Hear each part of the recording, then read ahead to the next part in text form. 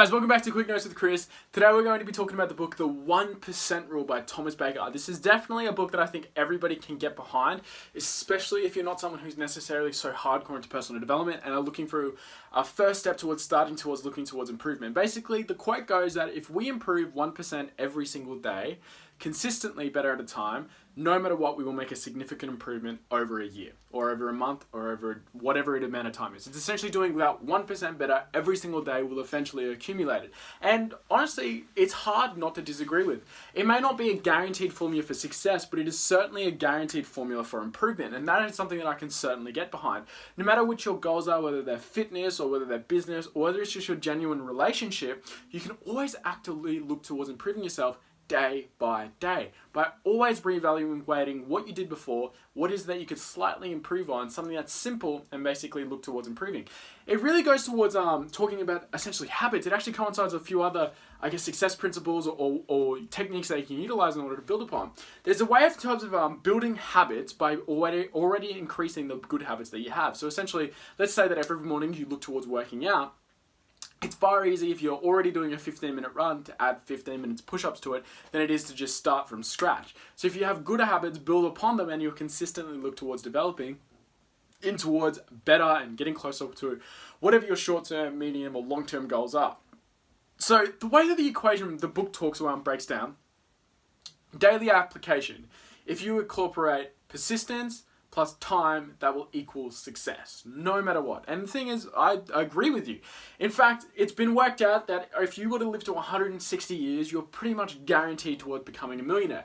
The only problem is that you obviously don't have enough time to live. So based on that logic, yes, if with enough time plus enough persistence, no matter what, anything is possible. Now, here's the thing that I somewhat slightly disagree with the book. No matter what, you're going to be limited by the 1% rule if you only increase it by 1%.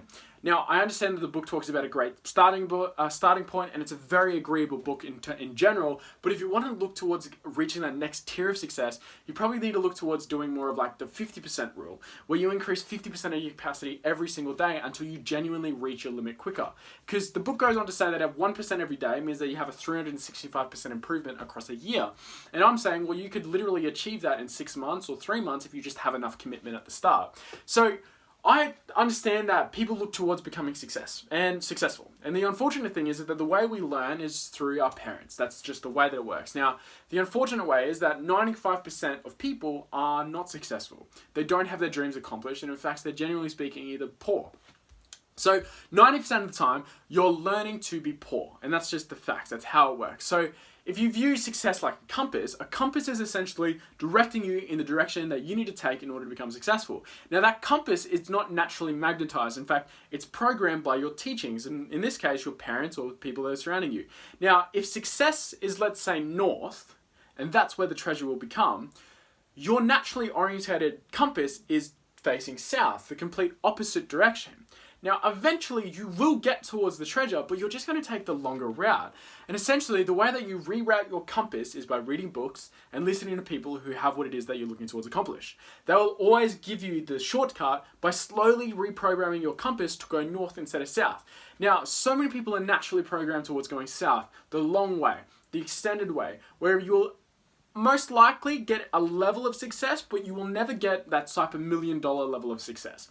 So you need to look towards actively reprogramming your compass. And I think that this book definitely encapsulates that very simply with the 1% rule. It talks about essentially day by day redirecting your compass slowly and slowly and slowly towards developing the correct habits that is going to get you towards the success and goals that you're looking towards accomplishing. So persistence plus time equals success. I 100% agree.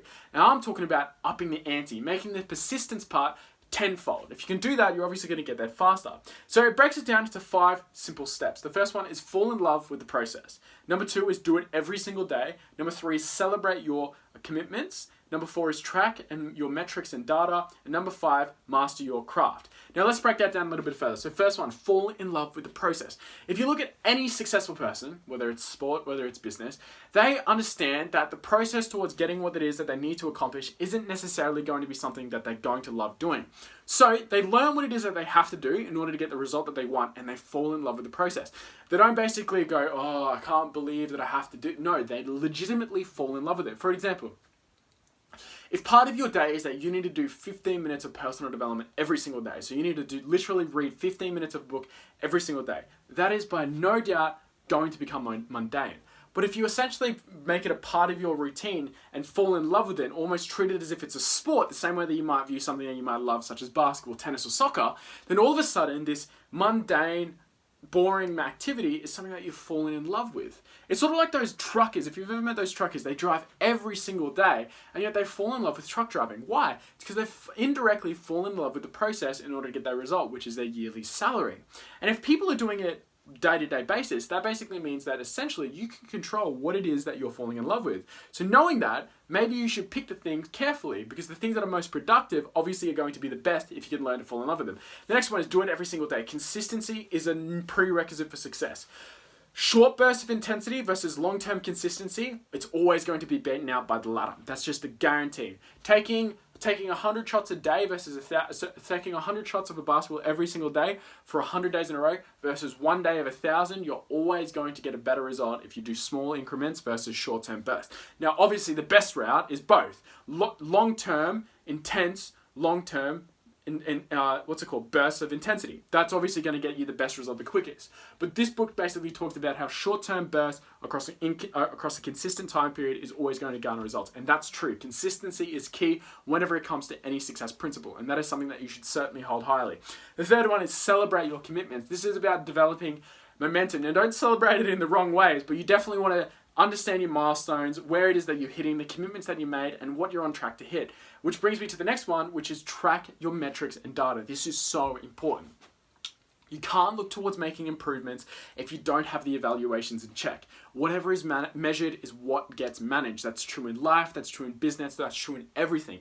If you don't understand your rate of progress, you can't make improvements in areas that you can. For example, if you're running a business but you don't run the books on where it is that you might be losing or making money, then your business is going to be out, no matter what, because you won't know how much money you have to spend, you won't know your budgets, you won't know where it is that you can improve, you don't know where it is that you can go overboard with, and if you don't have these things in check, you're bound to fail. So if that's truth in business, then you should certainly have that truthfully in every aspect of your life. Because the thing is, a lot of success principles that apply to business definitely can be applied in every other aspect of your life to ensure that you're always looking towards progressing.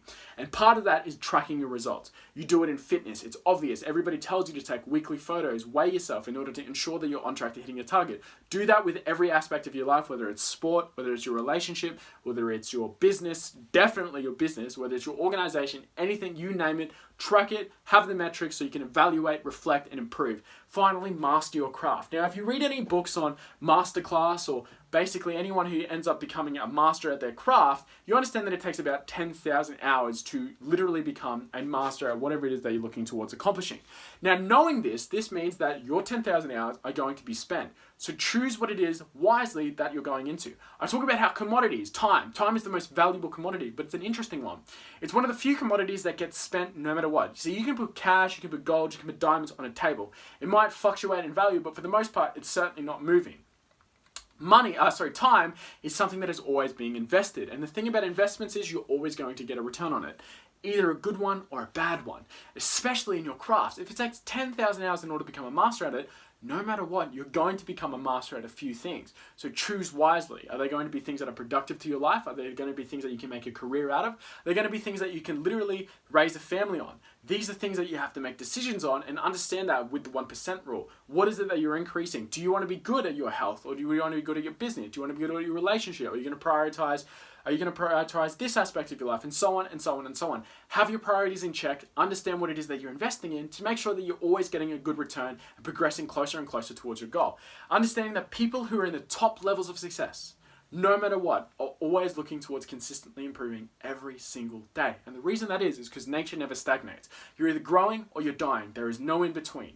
You never stop. You're either regressing or you're growing. That includes net worth, that includes business, that includes your relationship. So if you're consistently looking towards striving to becoming great and never believing that you're ever going to arrive, then you know that you're always going to be progressing and on the right track towards developing a level of success that you can duplicate with others around you, but first within yourself. Anyways, guys, that's it for Quick Notes with Chris on. Thank you for watching the video on the 1% Rule by Thomas Baker. I highly suggest you do read this book. It's an awesome book, especially if you're first moving into towards the sort of self-help rule.